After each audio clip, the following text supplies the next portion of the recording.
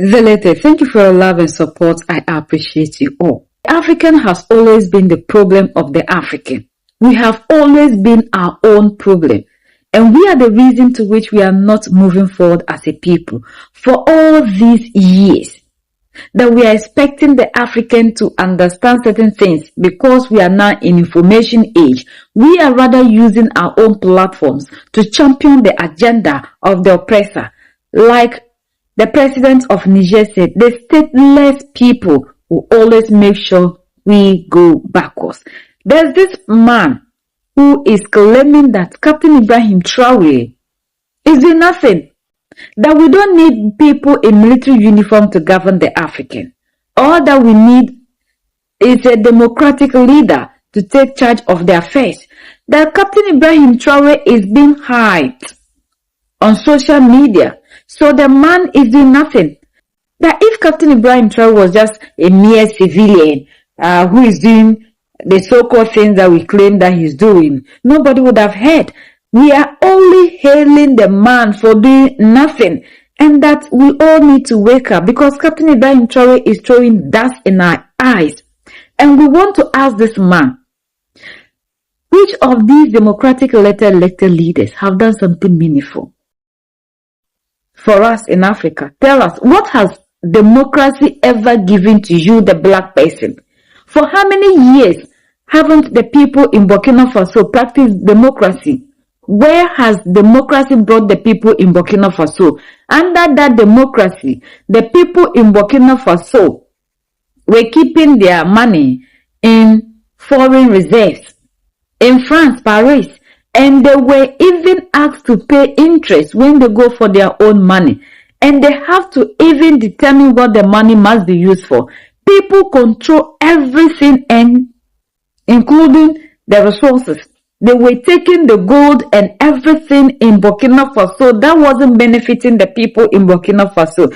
And today you have an African with all this information still singing the songs of the colonizer. Captain Ibrahim Traoré is not hyped on social media. Captain Ibrahim Traoré is doing what the democratic elected leaders failed to do for centuries.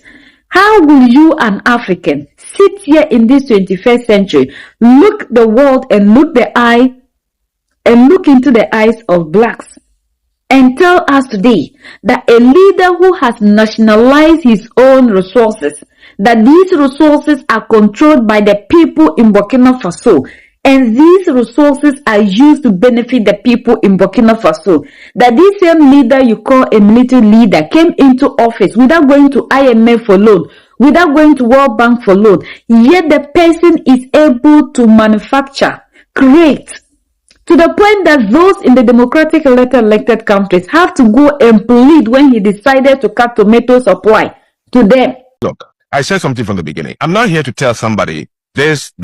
I'm here to question conclusions. It allows me to look at all the elements about a certain phenomenon. Then I raise questions. And that's all I did about Ibrahim Traoré in my episode. Okay. I said, yeah, let me give it to you. Ask yourself, Gandhi, who was the first person and where did the person write it that there is a guy called Ibrahim Traoré who came to power only 2 years ago, and God, look at what he has done. Where was it first reported and who reported it and where? That's the first question. I'm not asking you. Okay. I'm giving people things they have to use. All the way in Trinidad, all the way in Guyana, there was a street parade of his t-shirt. Where blacks in Guyana and Trinidad were happy that a man has appeared in Africa who is the Messiah and is going to change his country in Africa. Ask yourself, who told them? Where did they see it? Where? The things you heard about Ibrahim Traoré, where did you hear it? On social media. Yeah, social media. The person went to Burkina Faso and reported. That's the question we must ask. Is this what you want us? That we will continue to be backwards? For how long will the African be against his own progress?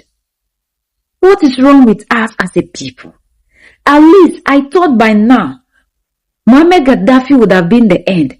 But you see, they always have people that have the voices that the masses listen to always come and throw dust in our eyes. But thanks to social media, now before anything at all will be said by them, it is already on social media. People went to Burkina Faso to the point that even African Union, the head, went there. A lot of leaders went to Burkina Faso, went to Mali, went to Niger, just to confirm what we have been saying on social media about these leaders, whether what they are doing is really what we are saying. And they all came out with the proof. Yet, we still have an African looking into the eyes of the African and still telling the African that colonization, slavery is your portion. It is never good for you, the African, to control your resources. It is never good for you, the African, to take control over nothing. You must always be under the mercy of your colonizer. Yet these are the people who are talking about freedom. When they told you, the African, you are not free, you still don't understand that you are not free.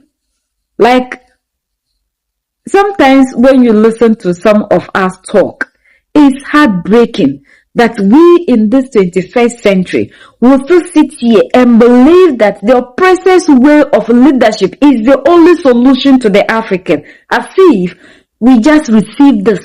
We haven't tested it. As if maybe they just brought it for us for a decade. We've tested this for decades and there's still nothing that is happening. Under the system called democracy, our resources are living. Look at what is happening in Congo. Look at what is happening in East, South, and West in Africa. Yet you still have the African who believes that a leader fighting for total control over everything and making sure the resources are used to the benefit of his people is rather someone that is lying. What about the democratic leaders, even your country president? What at all has he been able to do? People sit outside of the country, outside of the continent, determine the prices of our gold, our diamond, our silver. We don't even have a say. People come here in the name of partnership. But what do we see? To the point that even the European members, the same people who are oppressing us, their people are coming out to tell us that what they have been doing with the African for these years has not yielded result.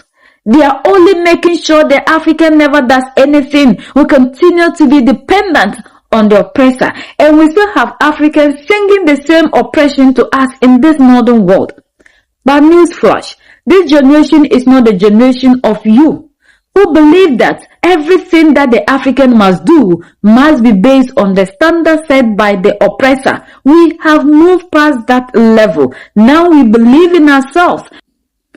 All that we know is we love the leaders in Mali, in Burkina, and in Niger.